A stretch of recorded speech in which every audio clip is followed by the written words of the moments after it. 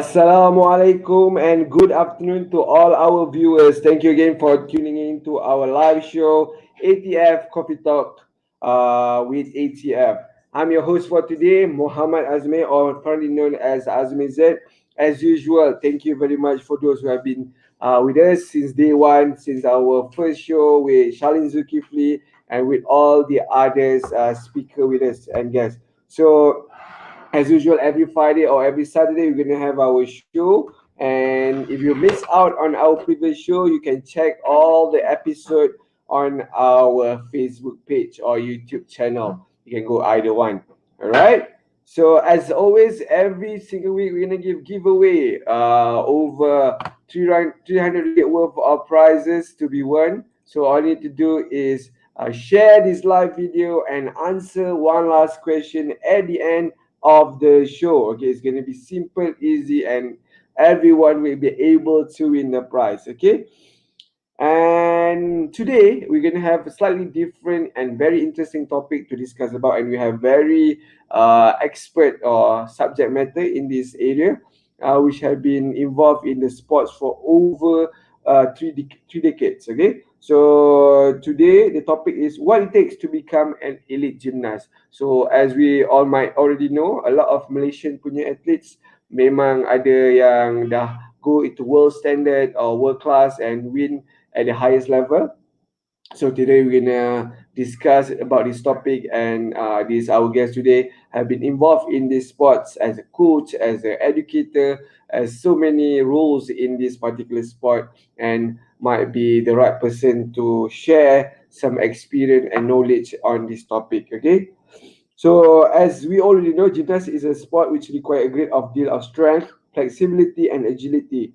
The skills can take many years to master, and gymnasts typically start at a very young age. So, not like other sports, gymnastics is a year-round sport. So, there is no off-season, and gymnasts and of course coaches are committed to a year-round training schedule.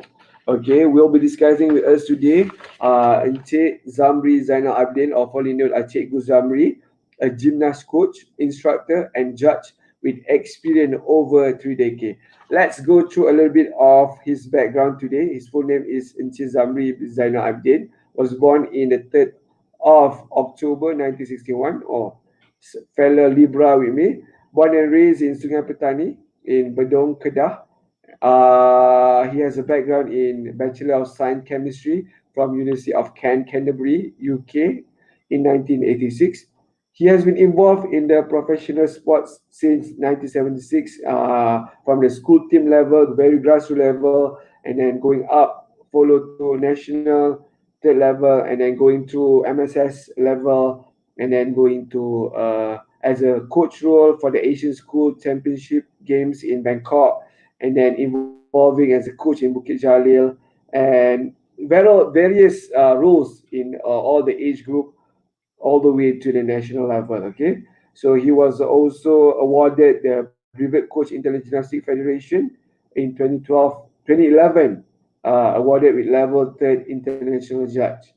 Some of his achievements include, okay, International Gymnastic Federation course instructor in 2010 in Damascus, Syria, 2011 Southeast Asia Camp Bangkok, 2011 South Asia Pune, India, 2011 IOC Camp Sana, Yemen, 2015 Saudi Arabia Coaches Course in Riyadh, and latest one was in 2019 IOC Coaches Course in Dhaka, Bangladesh.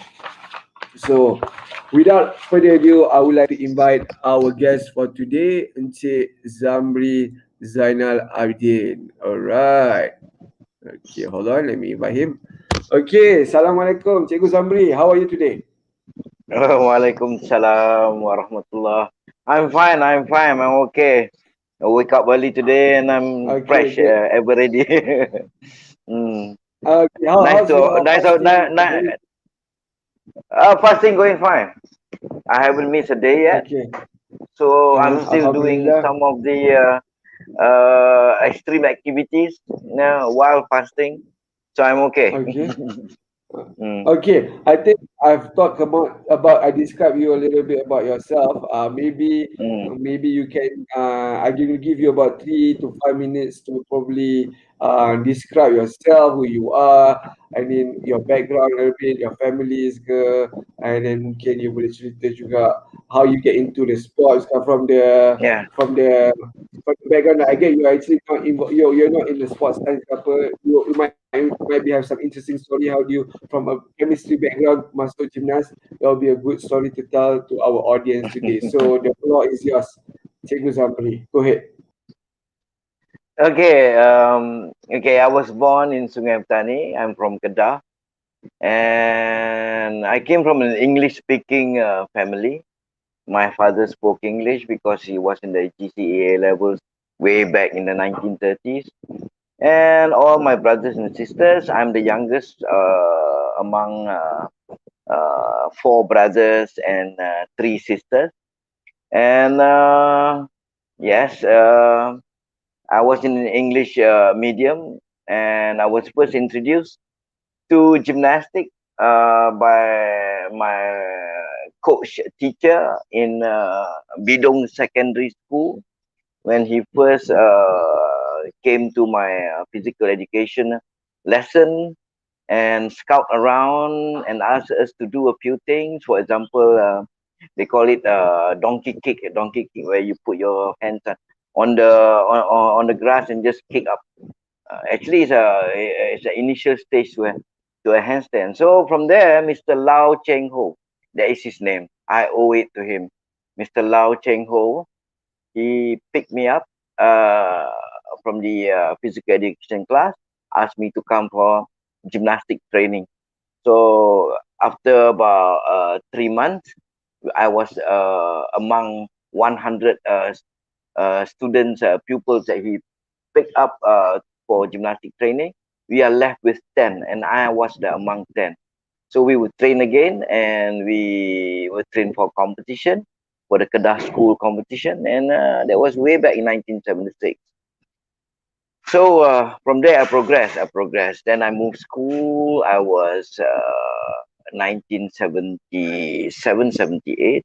I moved school. I entered the science stream in Sungai Petani Ibrahim Secondary School. So my coach was unable to coach me anymore because I need a high level skills, which he can only coach to the school level skills. At that time, 1976, it was the Montreal Olympics. And every afternoon, I got to watch Nadia Comaneci, the darling of gymnastics, way back in the 1976 Montreal Olympics. Yeah, I fell in love with her. Put it this way, I fell in love with her. I fell in love with gymnastics. And from then on, I was pursuing myself in this sport. I want to be the best in the country. That was my dream. The best in the world, the best in the country. Somehow I managed to enter by myself. I had no coach. I have no team manager. I just select a friend to become a team manager to enter the national competition. In 1979, in 1979, I was I got the third runner-up in the event of vaulting at the national level without a coach. But actually, the person who encouraged me was Mr. Abdul Razak Abdul Kadir. He was a teacher in St. Xavier's School Penang. He was like a father to me, introducing me to real artistic gymnastics. And he was like, he took me in. Yeah, he was coaching me. Then way back then in 1979, after my Malaysian Certificate of Education examination, I came to KL. I was training under Selangor Gymnastic Association under the coach of Mr. Liu Kai Kat, hoping, hoping. I have hope to be the best in Malaysia as a gymnast. They were friends. They were my old friends who compete with me and still coaching now. And then I got a scholarship, studied in England. Well, I did my A levels in Swansea, Wales, and I joined the YMCA gymnastic club there. I was a member of Swansea YMCA Gymnastic Club. I still pursue my dream, training and training, But only during my A levels, I only have 2 times training per week, so that's not enough. Then I got myself into university. I was doing trampoline, yeah, the jumping up and down. Mm. Uh, I joined the University of Kent Trampoline Club. Then I came back in 1997. I got a teacher scholarship, so I came back as a teacher. I started teaching in vocational school Kuantan and became the technical chairman for the school sports council of Pahang, which, my dream of becoming a national gymnast, I cannot pursue. Now it's my dream to become a national coach. I pursue that. I get more knowledge. I train and I encourage people to do gymnastics. And from the Pahang side, my effort there, and also my friends' effort, not me alone, including all my other teachers' friends. They were crazy about gymnastics. Cikgu Gani, Cikgu Fauzi, Cikgu Zo, there are many more who have made a vow that during the Commonwealth Game, we're going to get one gymnast from Pahang to be in the team. And we succeed that. We succeeded in putting one gymnast from Chini, Zulkarnain Majid from Pahang, a Felda boy, into the national team for the 1998 Commonwealth Game. That was my consider. I'm so proud of that. And then I moved to Kuala Lumpur. I was a coach in the National Sports School, Sekolah Sukan Bukit Jalil, for till from 1996 until 2005. Yeah, during that time, I just pursue more knowledge about the sports. I was really into the sports. I got to go to Budapest, Hungary, to do my international coaching course by the International Olympic Committee Solidarity for 3 months. Then I would like to thank also the Malaysian Gymnastics Federation, the secretary, Mr. M. Shamugaraja. He was the one who encouraged me a lot. Beside Bapak Razak, beside Mr. Liu Kwaket, beside all my friends, there was Mr. M. Shamugaraja. He was formerly the honorary secretary for the Malaysian Gymnastics Federation. 2005, that's when I get my international brevet coach after going to the first in the world ever made, the International Gymnastic Academy by the International Gymnastic Federation was done in Kuala Lumpur, and I'm so proud. I owe it to all my overseers that look at me and appreciate me. And after that, most of all, after the course, an international person, Mr. Hadi Feng, he took me in, he trusted me, he believed in me. He put me as an instructor for most of the Southeast Asian courses and also in Asian level courses. The first one I went was in 2010 in Syria, where I conduct Asian level gymnastic camp, where the coaches bring the gymnasts together. We have with Olga Mataganova from Canada. Then I was honored again to go to Bangkok to do the Southeast Asia gymnastic camp as an instructor, as a course expert. And then, I was again blessed year by year. And until the last time it was in Dhaka, where they still nominate me as an instructor and an expert coach for the IOC Solidarity Coaches Camp in Dhaka, Bangladesh. And Alhamdulillah, I say, okay. So far so good. So now I'm a retired teacher at 59 years old. That's all for now. All Okay, right, Azmi, take it away. very comprehensive, detailed journey you described there from 1976, from starting and being scouted by Mr. Chong, Lao Chong Ho, if I'm not mistaken. and then Lao going Cheng through the Ho, Lao process. Cheng Ho.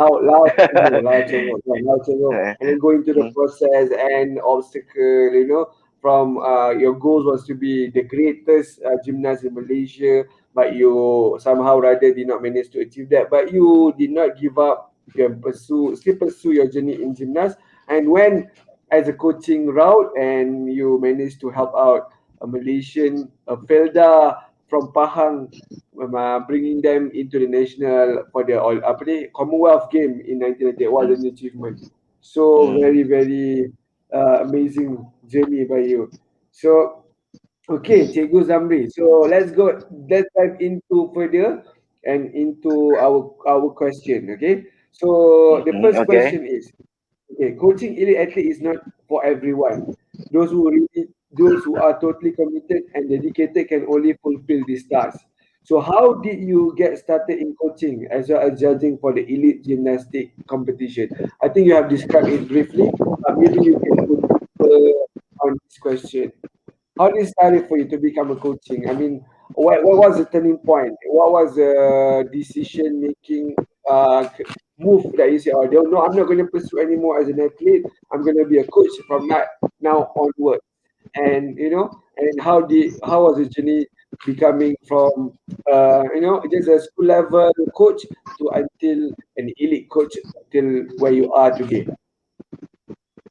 Okay, Azmi. It's like this. Okay, in life there are many doors. There are many doors to open.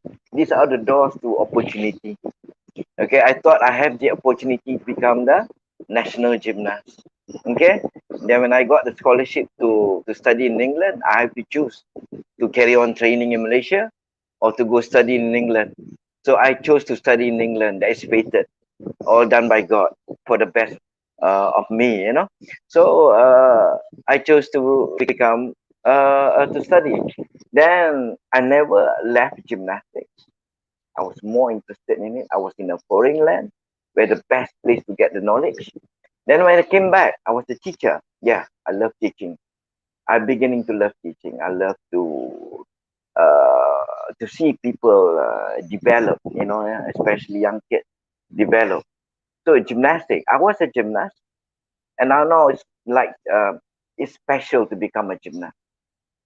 Yeah, it's special too to become a footballer. It's special too to become a sepak takraw player, but it's more special to become a national level gymnast, even a school gymnast. So I need to create these special people. I need to create more special people. So from a gymnast, I started coaching with my very little knowledge of coaching.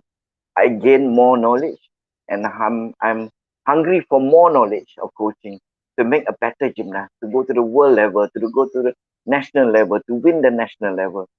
I need to train more people to help me. You know, it's not only you coaching alone. You need more coaches behind you.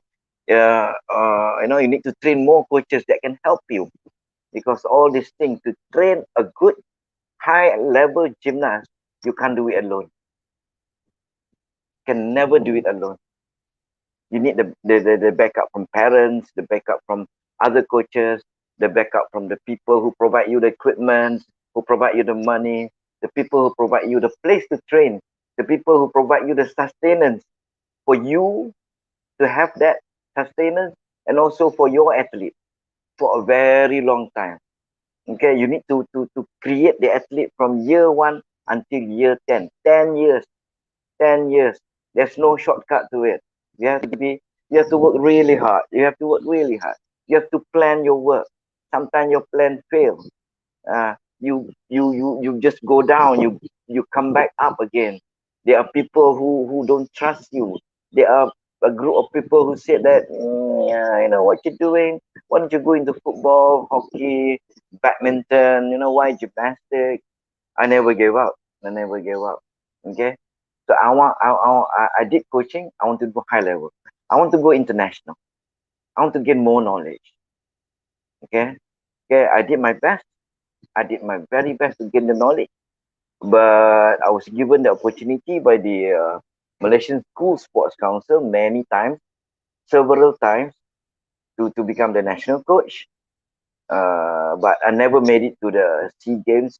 I was never given the opportunity by the National Sports Council. By the School Sports Council, yes, I'm grateful to them. But the National Sports Council, they never include me in their program. But it's okay, it's okay. It's fated. I was never involved in the national program, but I was involved in the international program. It's fated. So I'm not disappointed. I'm just grateful that the Almighty have brought me in a path of gymnastics. He even brought me to the other side, which is the spiritual side. I was conducting gymnastic coaches course in Saudi Arabia, and I did my umrah for free. It was a courtesy of the kingdom of the Saudi Arabia. That Alhamdulillah, I'm grateful to that. Yes, these are the things, you know. My life is fulfilled, my life is blessed, and now I have to give it back. At this age, I'm giving it back. I'm giving it back. I'm blessed. I decided to become. I just had it. Yeah, yeah. That's it. Azmi. All right, awesome, Cikgu. It was very interesting when you highlight that. I mean, in life, there's a lot of doors. It's up to you to choose which door you are, and then once you go for it, just pursue and go everything you have. Of course, the opportunity come and go, but we as a person, we have to decide whether this opportunity is it for us or not for us. And you mentioned earlier that even though you are not given a chance for to be involved in the national setup, but you are fated to be in the international, which is even better. So yeah, kudos to you, Cikgu Zambri. All right. Thank you. Thank Anyway, you. okay, we're gonna, and then of course the opportunity to get free umrah. Wow, what a package. Okay, so we're gonna go move on to the next question. I mean, everyone Mm. knows in gymnastic there's a lot of different type of gymnastic.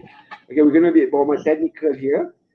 Okay, so especially for the audience yang memang tak familiar dengan sukan gymnastik. Okay, so maybe you can briefly elaborate a little bit on what is the difference between artistic gymnastic and acrobatic gymnastic. Okay. There, there are many disciplines in the under the authority of the International Gymnastic Federation. Okay, the famous two are the rhythmic gymnastics.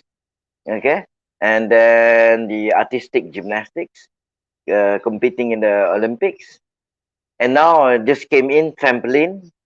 There is sports acrobatics, and there is now a parkour is coming into the International Gymnastic Federation.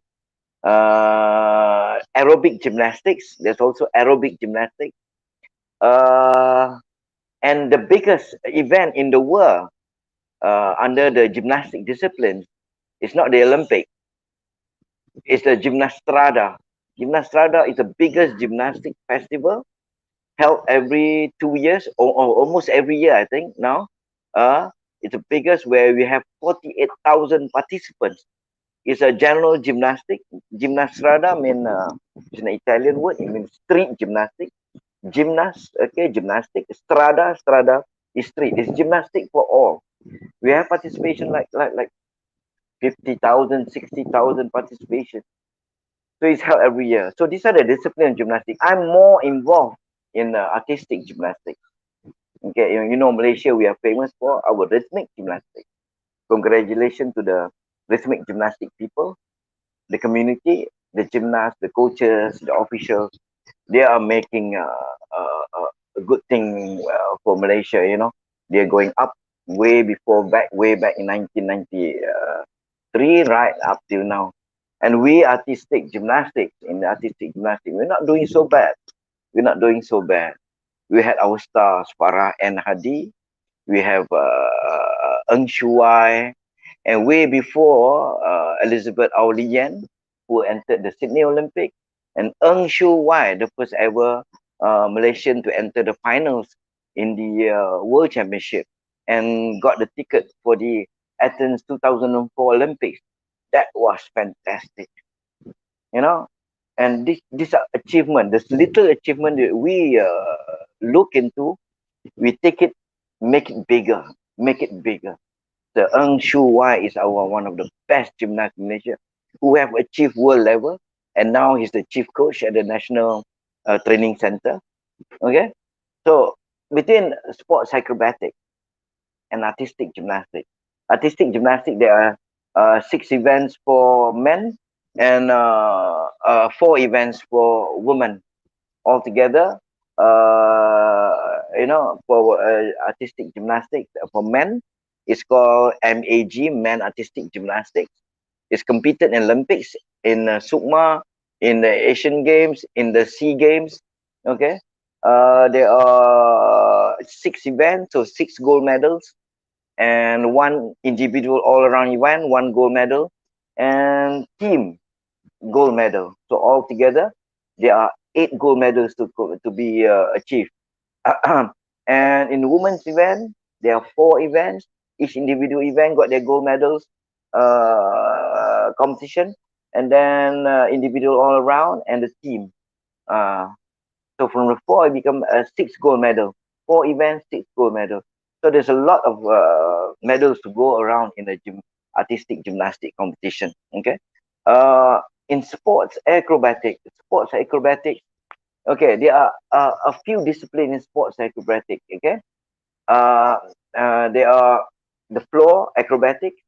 In a straight line, you do acrobatic in a straight line. There are the mini trampolines. Okay, mini trampolines. Okay, there are two types of mini trampoline, the single tram and the double tram. Okay, so we Malaysian are not yet into sports acrobatic, where other countries, it's not yet in the Olympics event, sports acrobatic, but it will soon be. And coming soon is parkour. Parkour. The Malaysian Gymnastic Federation is trying to develop trampoline gymnastics, trampoline gymnastics, the big trampoline. Okay, we had our first competition in way back in 2015, the first ever trampoline competition in Malaysia, in Jump Street Trampoline Park in Petaling Jaya. But way back in the 70s, there were also a trampoline competition. Way back in the 70s, it was 1979, I think. There was a competition in Koke School. So that's all I have to say about the difference between a few discipline in gymnastics. Take it back to you, Asmay.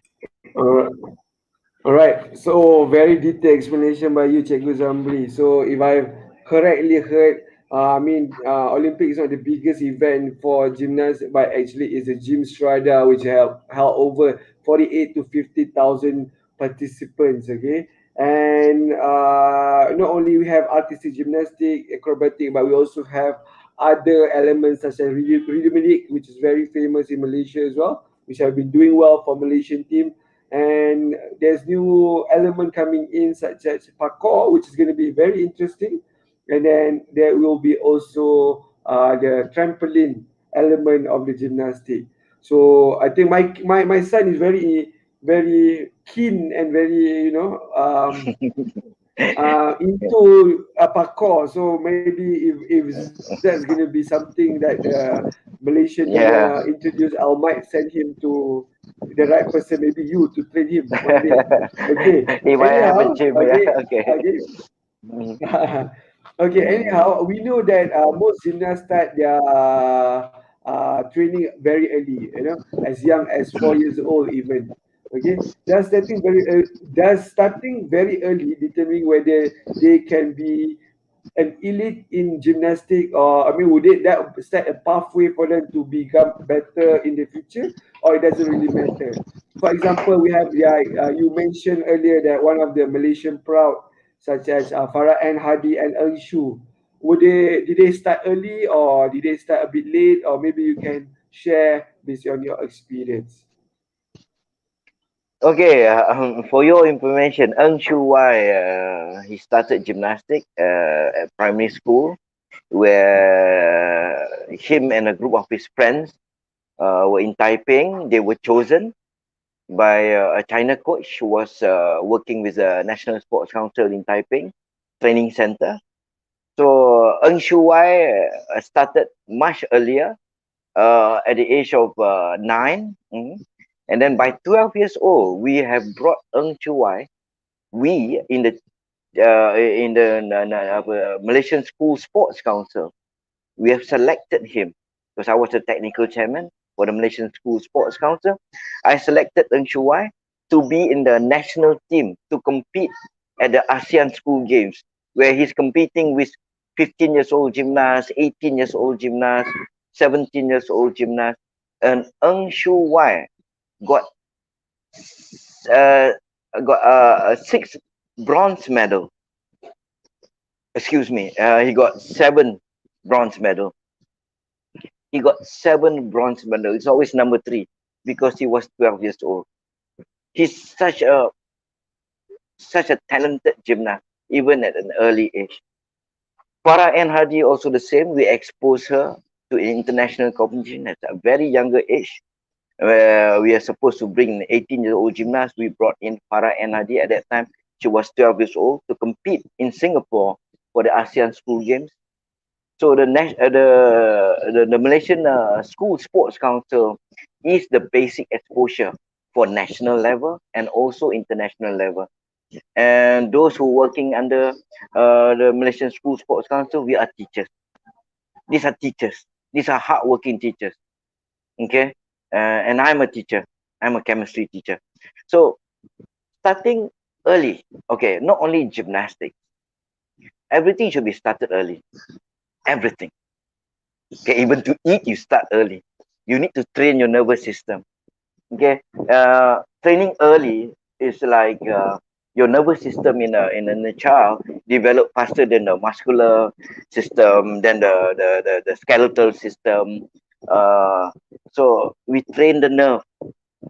We need to get the girl or the boy involved in the movement earlier.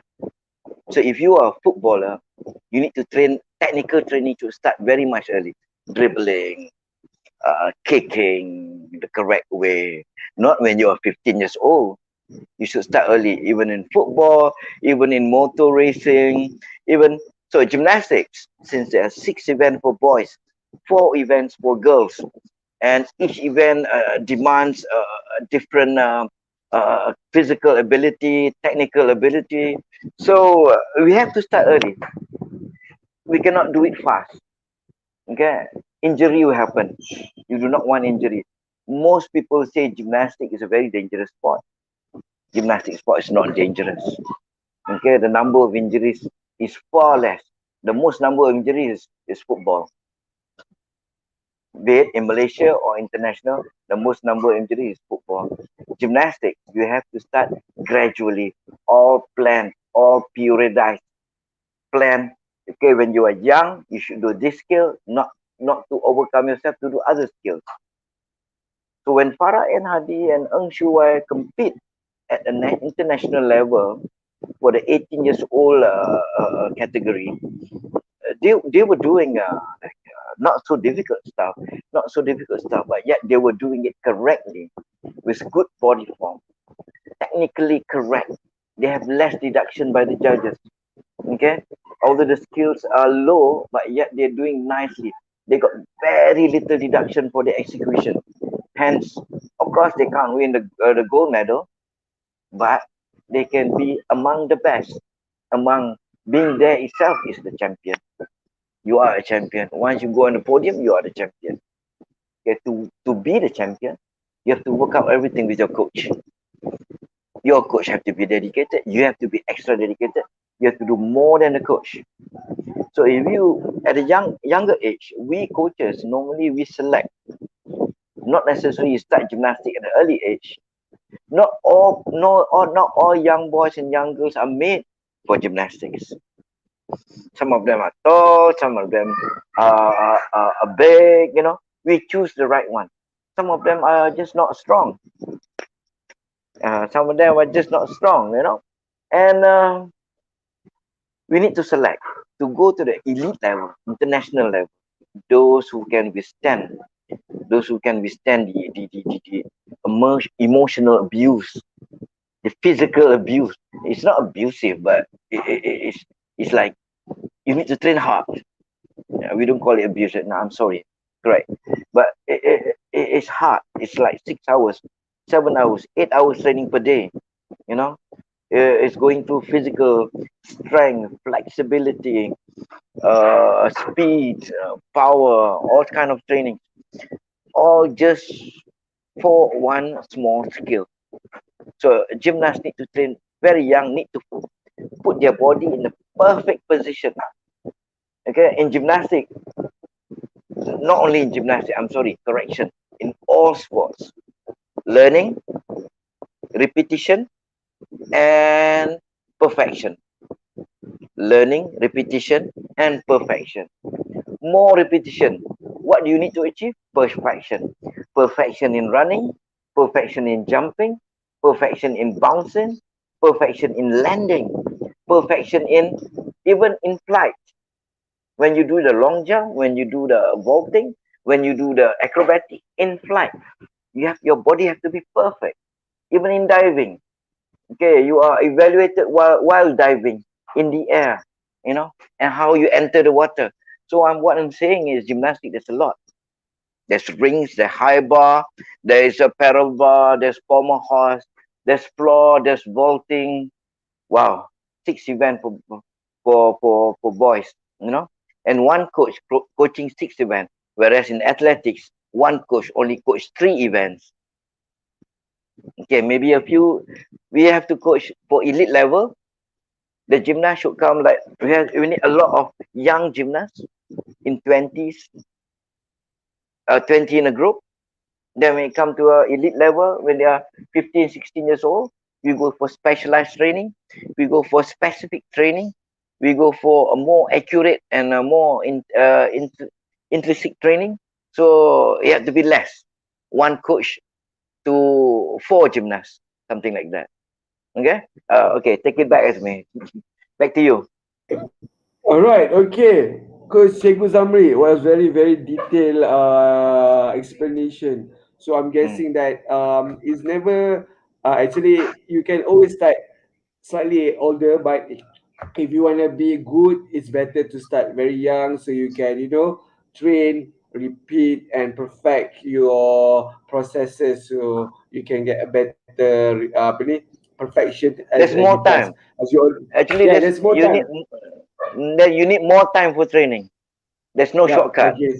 Yeah, Okay. exactly. So given if you Mm-mm. start early, you have the advantage of longer period of training, and then you're gonna get Yeah. Mm. better compared to your other Yeah. compatriots lah. So having Mm. said that, actually, it's okay to start at 5 or 6, but if you can start younger, you get the extra advantage lah, the extra edge.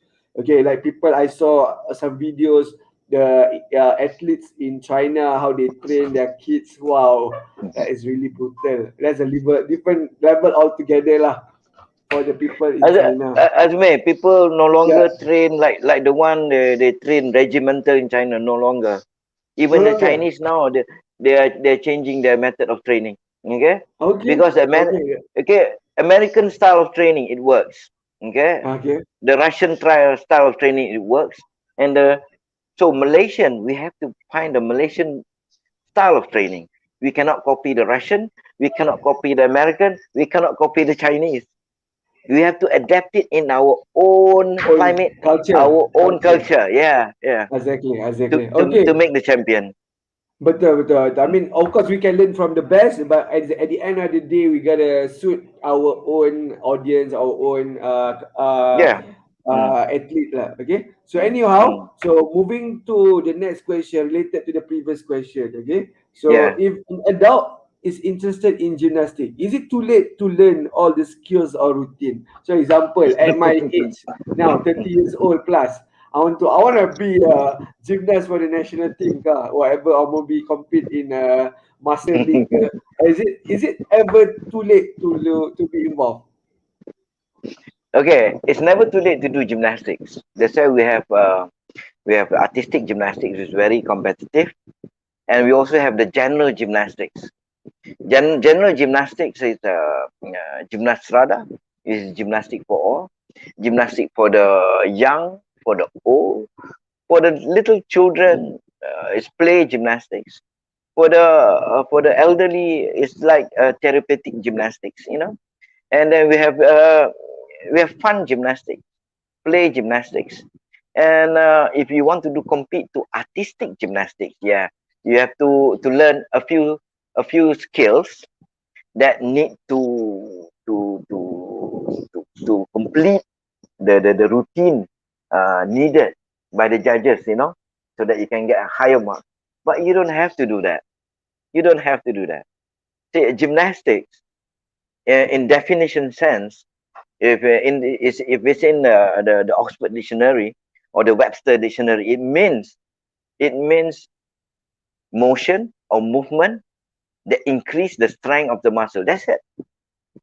So what is gymnastics? It's only movement that increases the strength of the muscle. Parkour is gymnastics. Okay, doing a handstand alone is gymnastics. At the age of 30 years old, yes, come to me, I'll teach you a handstand. Okay, most people are not doing handstand. Handstand is the best training. At 30 years old, I can teach you how to do a back salto, a back somersault, back flip.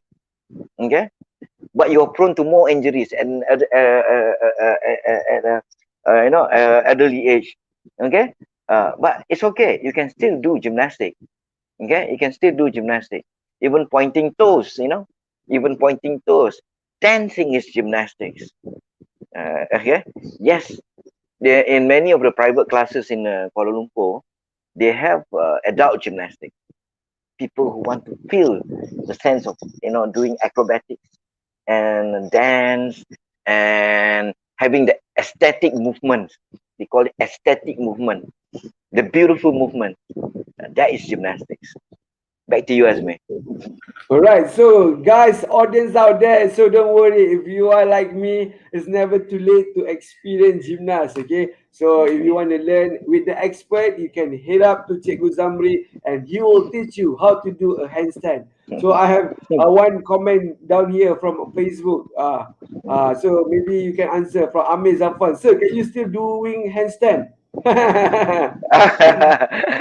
At this, I used to do handstand up to the on its own, balancing up till the Uh-huh. age of 51 years old. Now I'm 59. I can still Uh-huh. support on my hands, but with Uh-huh. my leg against the wall. Okay, I need the Okay. wall to support me. That's it. All right. Yes, I Okay, can still do Amir, handstand.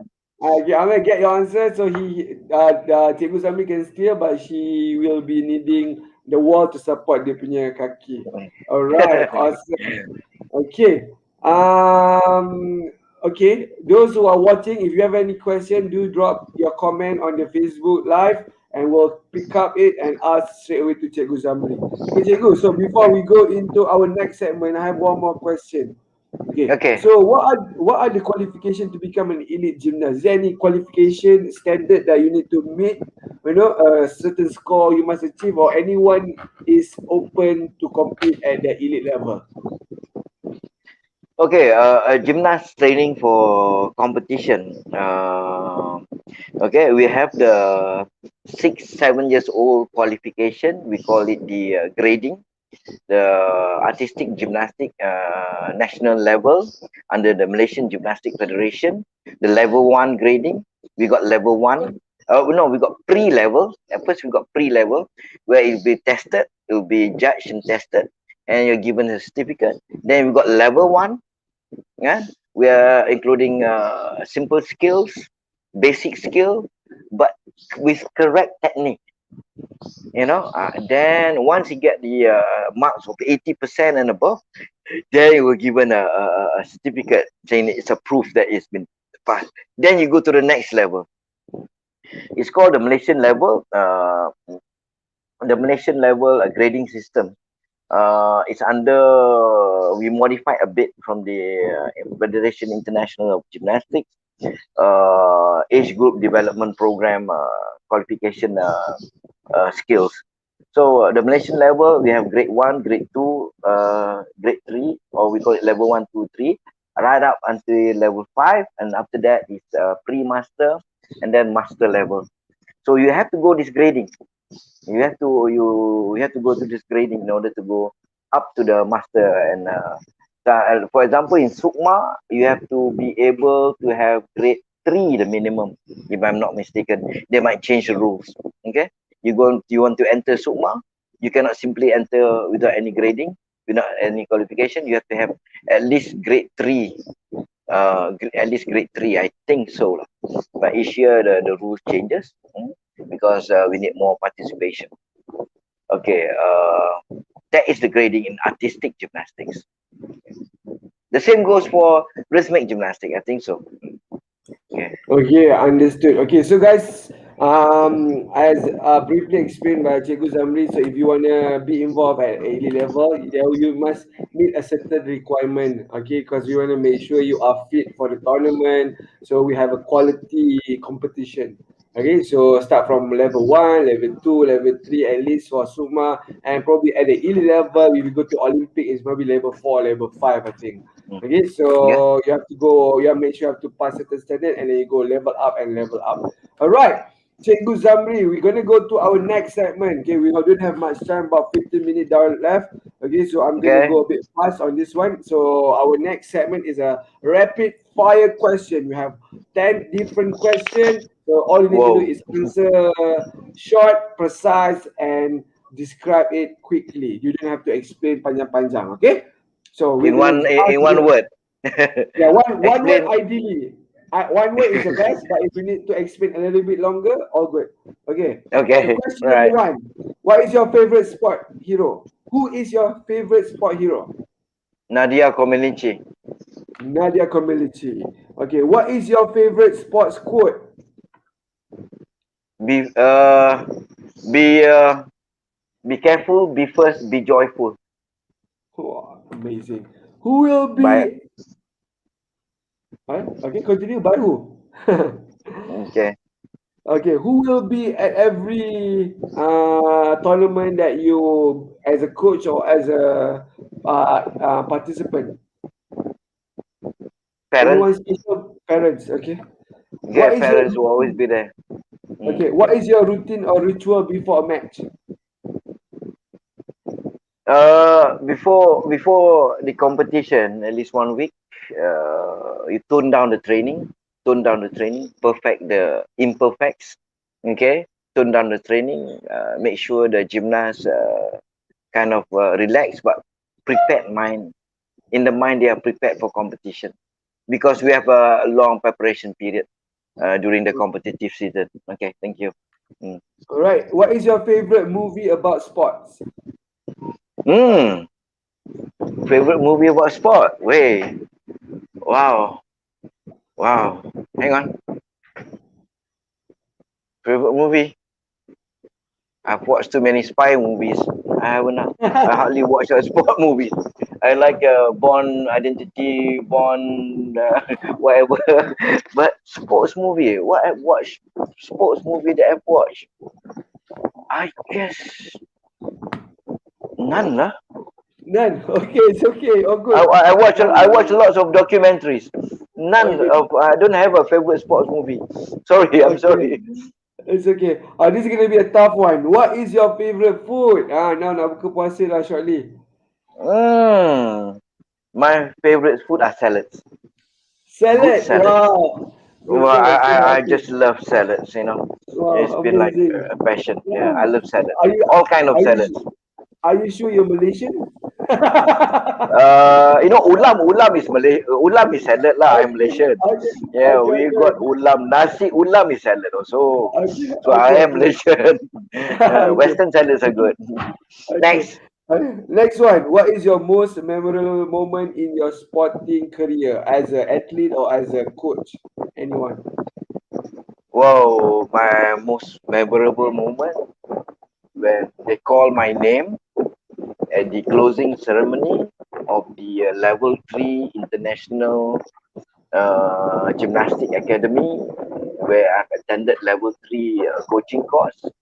When at the closing ceremony, they call my name and award me with the international brevet coach. Oh, amazing. There's only two person in Malaysia who had that qualification. One is my friend Mr. Liu Tong Yi from Sabah, and Uh-huh. me. So Wow. I mean, I always wanted to become an international coach. With that Uh-huh. qualification, okay, I can work anywhere in the world. Just show my card. Okay, I'm a brevet coach, then they'll give you work. Wow, So amazing. I'm so proud. I owe Okay, that to, wow. and I owe that first of all to Tuan Haji Razak My father in Okay. gymnastics. Okay. Okay. Awesome.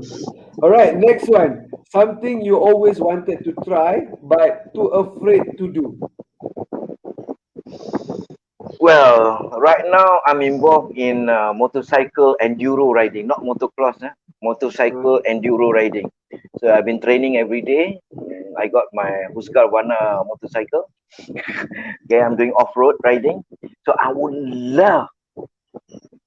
love to climb a cliff, 90 degrees cliff, six whoa. foot tall, on my motorcycle, just to throttle up and go whap and up and safely landed at the top. That's what I want to do, but afraid to do. Okay. Hopefully you get the courage soon, eh? Hopefully. Yeah. Right. Next one. Last one. What is the toughest event or competition that you ever have to face as a coach? Well, there are moments that tough. I guess it's Sukma competition. Sukma competition is tough because you know that the result will be rigged. The result will be rigged. There will be favoritism. There will be set up by the judges, a group of judges. They know who's going to become a champion. So how hard you do, you'll never get it. So Sukma competition, we have coaches who just go crazy after Sukma competition. That's all. Okay, okay, all right, awesome, Cikgu Zambri. All right, we're going to continue on. So, all our guests, if you have any question, please drop down your comments and we'll pull it up for Cikgu Zambri to answer. So, we have one good one here from Aida Munira Azmi. Betul ke gymnasium untuk orang-orang bandar besar sahaja? How does the people in rural area be exposed and involved? Comparing to football, awareness is greater in rural area. So basically, how do we reach all these people from outskirt? Like you mentioned earlier, you help out one of the athletes from Pelda to become one national athlete. How do these people get exposed and involved? Mungkin dia minat tapi mungkin tak ada cukup exposure. Cikgu Zamri, take away. Okay, world class facilities for world class training. Ada di Kanga Perlis, di SK Senar, di bawah Kementerian Pendidikan. And then there's another world class training center with world class equipment, with lousy local class training. Kan ada di sekolah kebangsaan Tengku Ismail Sungai Petani. And then in Selangor di Tanjung Karang, SK Tanjung Karang, SK Jalan Bomba, we got a world class training center also under the Ministry of Education. And in Taiping, King Edward School, kita ada world class training center. Kita ada di Kelantan di Wakamet Zainal, kompleks sekolah-sekolah. Kita ada training center. Kita ada training center di Pahang, the one of the biggest gymnastic hall in Pahang. Okay, one of the biggest in Asia lah. It's a gymnastic stadium. Di Kuantan dan di Padang Piul, di Felda Padang Piul ada gymnasium, ada training center for gymnastic. In SK Cini 35 ada tempat training gymnastik. In Johor Bahru, in sekolah Temenggung Abdul Rahman, SK Temenggung Rahman di Johor Bahru ada juga. Dan many of the training center are set up by schools in rural areas. In rural areas. Each school should have gymnastic training. It's compulsory. But I'm sorry, the physical education teachers are not doing it. Okay, they should be teaching gymnastics. Okay, it's compulsory. Tapi itu masih lagi exposure di peringkat. Dan for your information, Malaysian gymnast and champion come from Kelantan tau, Malay guy. Hairi Zaid. Then 3 gymnasts from Terengganu. From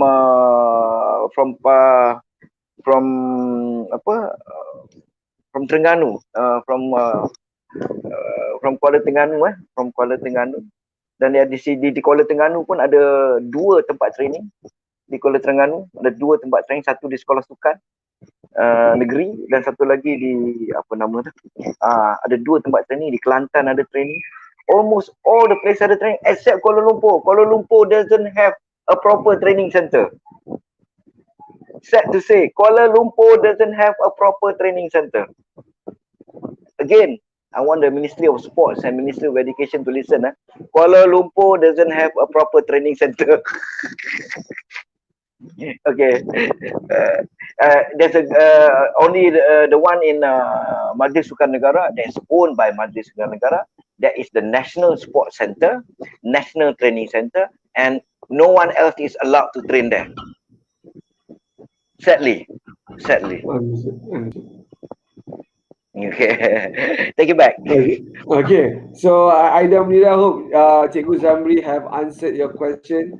Okay, so basically there are a lot of training center all over Malaysia, and if you want to get involved, do go to the list and watch again this video, or mungkin ada website yang ada dekat Gymnast itu, you can Google it and you will get it to know dekat mana yang you boleh belajar gymnast.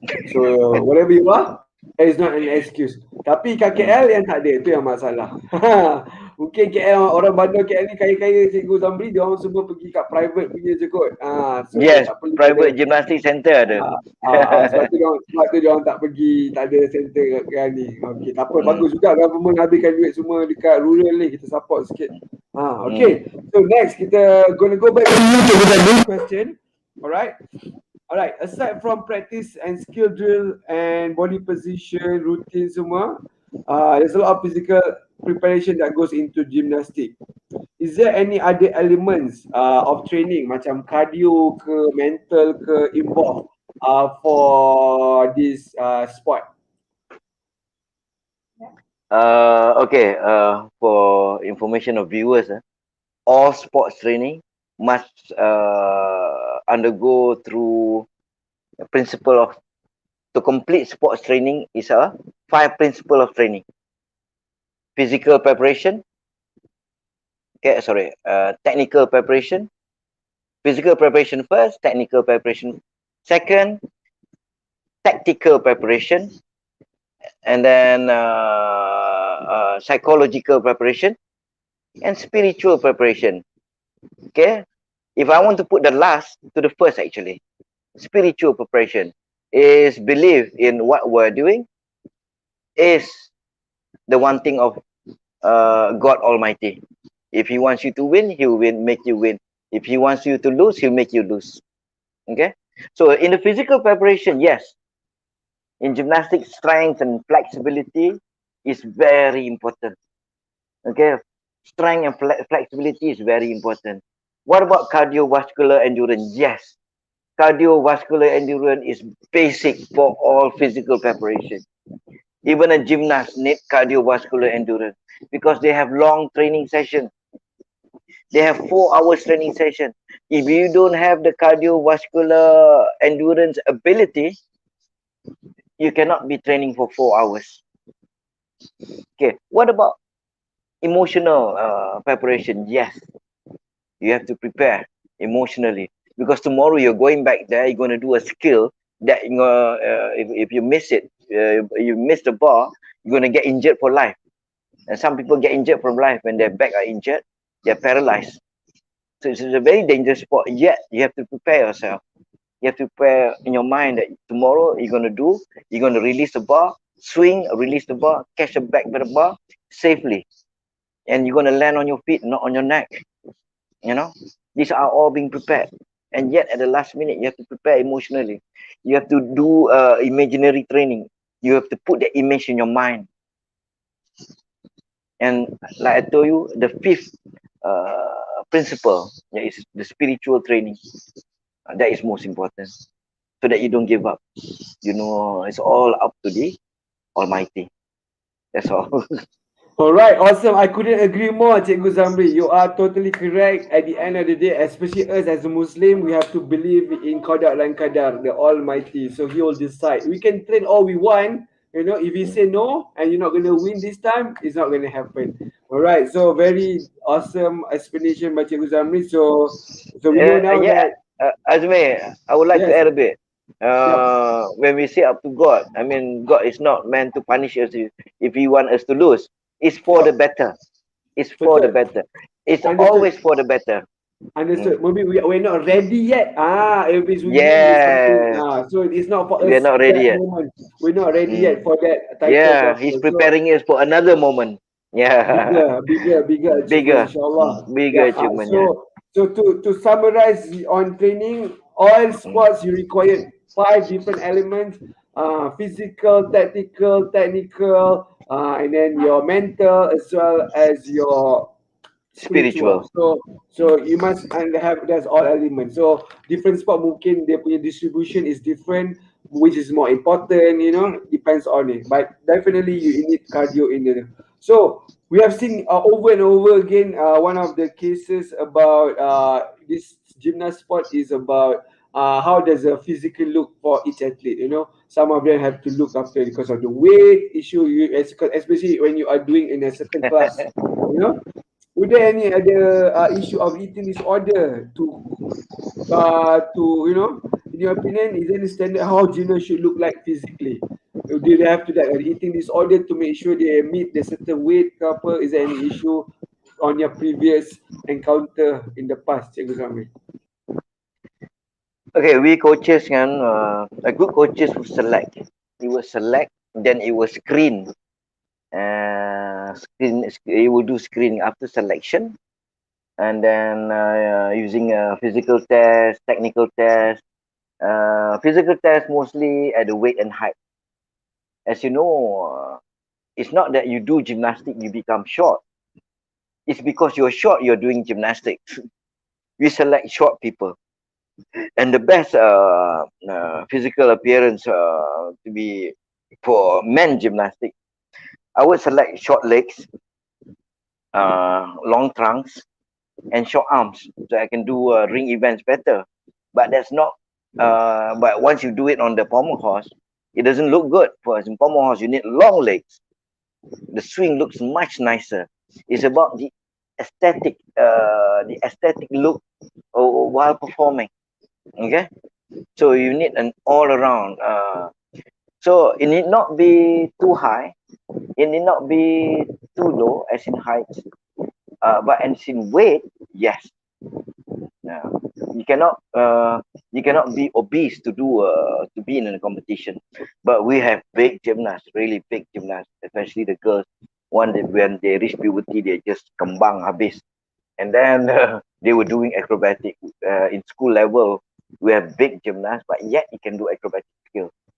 Okay, at school levels, yes, at school level competition. This is the fear of the most girls gymnasts. Once they reach puberty, their body expands. There are changes in their body. For men, once they reach puberty, is when the coaches push them because there's more strength after puberty.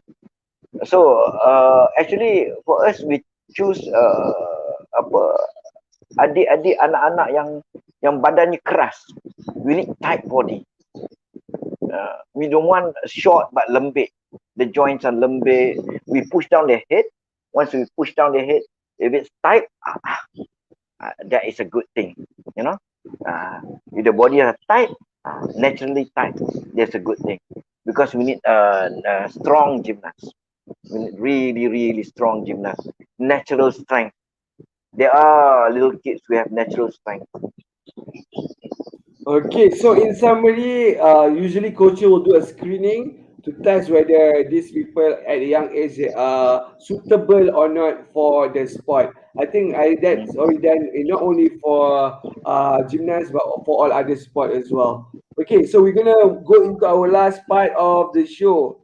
Uh, we know that you mentioned earlier on that injury is unavoidable in sports and especially in gymnasts. So maybe you can share some experience that you have encountered. What is the worst injury you have witnessed yourself or witnessed in front of your eyes?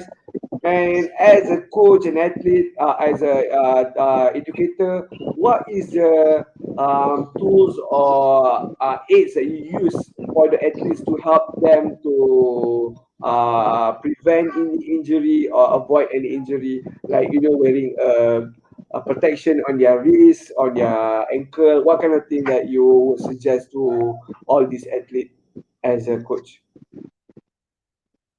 Okay, once a sports science doctor in medical doctor in sports, yeah, advised me to avoid to not have sports injury.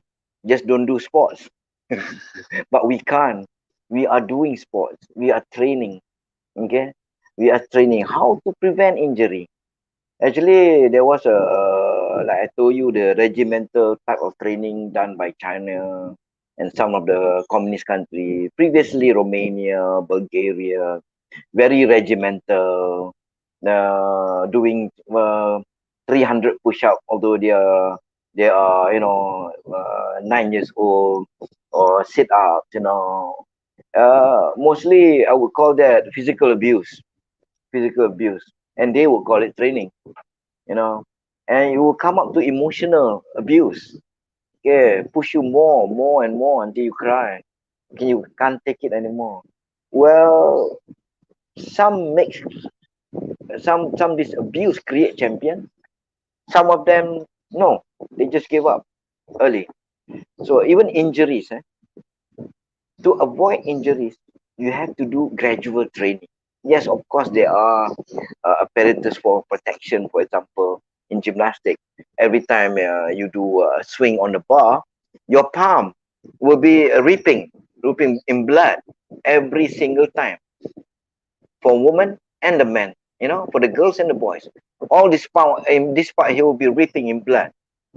So these kids, when they do bar routines, bar training, every day they go back, they just rendam dia punya tangan in the warm water, and then sapu minyak gamak or sapu some antiseptic balm, okay, so that after 2 days they go back to the bar, and then it will terkoyak balik. All this will be berdarah, all bloody again, all blood again. So every single time of training, okay, every single time. And what about joint injuries? Okay, I've seen a neck injury where one of my ex-gymnasts who's training under the China coach, Mr. Liu, during bulan puasa month, in the morning, I guess after 2 hours of training, he has dehydrated, less concentration. So he was doing a front somersault. Instead of landing on his neck, he landed on his throat, and his body terlipat depan, is folded over. So landing like that. Okay. After that, he was admitted to the hospital. He was allowed to walk alone to the ISN. I'm sorry to say, the ISN treat him badly for 3 hours, didn't put any braces until they found out that three of his uh, cervical vertebrae was dislocated. I've seen many falls, mistake made by gymnasts, broken arms or broken bones. Broken bone is alhamdulillah. We know in 2 weeks time the bone will sambung balik, will come together, and we can train again. But joint injuries, my God, it will take a long time. After all this hard work, suddenly just 2 days before the competition or during the practice session, the gymnast sprain an ankle, sprain the back, shoulder dislocation, wasted 3 years of training or 2 years of training before Sukma or before SEA Games or before the Olympics. So the best thing to prevent sports injury is gradual training. You periodize your training, you don't overtrain. Okay, you have to know what is overtraining and what's undertraining. When you're not training enough, you can get injury. When you overtrain, you can get injury. What is the optimum amount of time for training? Okay, train optimally. That coaches need to get it via experience.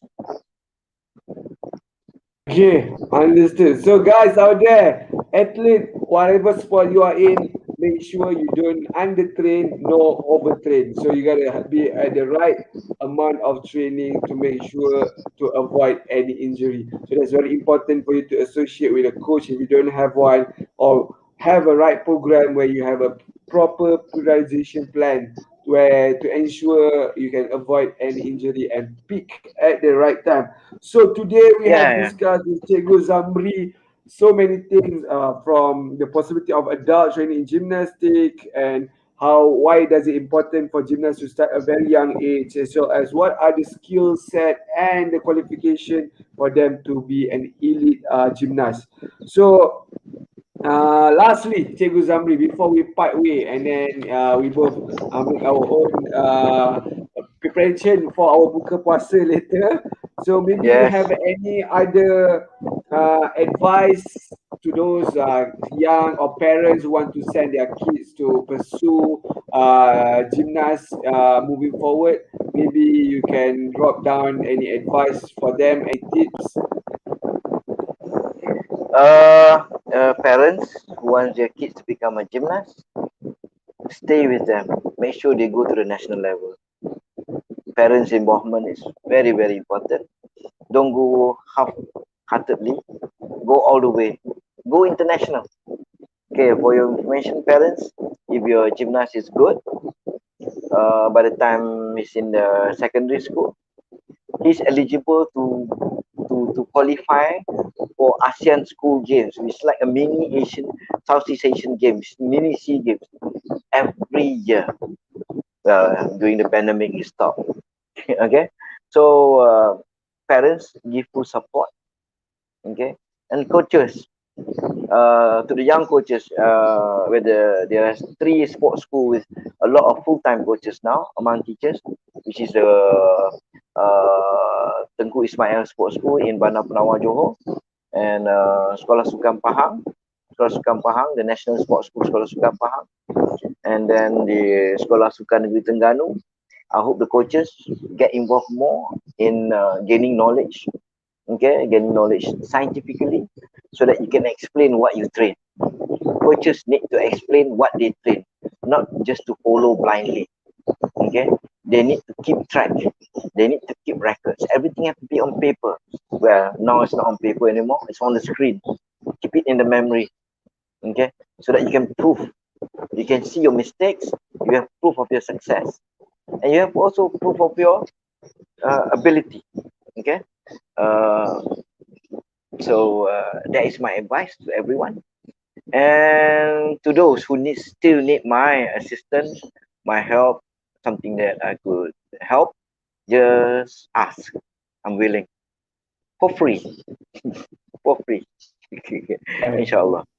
All right. Thank you very much, Cikgu Zambri. Very wise of you to share all your experience and knowledge with all our audience today. I think all the audience have got a lot of information, new information, and new knowledge from you today. So we're gonna go to the last part of it. So where did Cikgu Zamri study for his degree? Very easy. So if it's where did Cikgu Zamri? Cikgu, don't answer, Cikgu. This is for the ni, for the Oh, audience. okay. For the For the audience, audience. for the audience. For the audience. If you Okay. want to win our prizes, which is uh price over RM300 ringgit, please answer, leave it on the comment, and our team will catch you and pick up you as a winner. Okay. So where did Cikgu Zamri study for his degree? As good as the country is also sufficient if you don't know the university. All right. All right, Okay. so that's all for today. Thank you very much, Egu Zambri, for your time. We really appreciate your time. We wish you all the best for the last few days of Ramadan and hope you have an awesome PKP Raya at home with your family and friends. Or no, not friends, maybe family only, close family. And I wish you all the best for your future endeavor. And thank you very much for what have you have done for the nation and bring it up and in the grassroots level of the gymnast. Thank you very much, Chego. I also like to say thank you to Amir Zafwan, one of the athletes from the Kuala Lumpur Sport School, who invited me here. It's an honor. It's a great honor. I feel honored. I feel honored. See my Facebook, people were asking me. So I thank him. I thank everybody. I thank you as well for become a good host. You keep on Welcome. hosting, okay? You keep on Okay, will hosting, do. okay? Will do, will Whatever do, you do, will you do. keep on hosting, okay? And Okay, then will do. uh, And thank you for all. Okay, since I'm live, everyone is watching. I will thank you for my elderlies, my coaches, and my bapa in gymnastics, Mr. Razak, Mr. Shamugaraja, for Mr. Lau Chong Cheng Ho, for putting me in the life of gymnastics. And I pray to Allah that all of you will live in a better life and with good sustenance. And lastly, I would like to wish to all my friends out there internationally, way back from Yemen, from Syria, from anywhere in the world, and to Selamat Hari Raya Eid Mubarak. Selamat Hari Raya Eid Mubarak. That's all. Thank you, Azmi. Okay, thank you, Cikgu. Thank you. All right, guys, thank you very much. That's it from Cikgu Zambri for today. We would like to thank him again, once again, for having spending his time today to our coffee talk with ATF. And to those who are watching till the end, if you know the answer, please comment on the link below. And we would like to thank you very much for being with us for the past 1 hour and sharing your experience and comment and sharing this live to others who get benefit out of this. So from me and ATI, we would like to wish you selamat berbuka puasa to all Muslim and to those who are gonna celebrate Raya. Make sure you stay at home with your family and don't break away from the SOP and try to help the government to lower down the number of cases for COVID-19. That's all from me. Till our next live show with another guest. We wish you all the best and Selamat Hari Raya in advance and stay confident with ATL. Let's play with confidence. Assalamualaikum.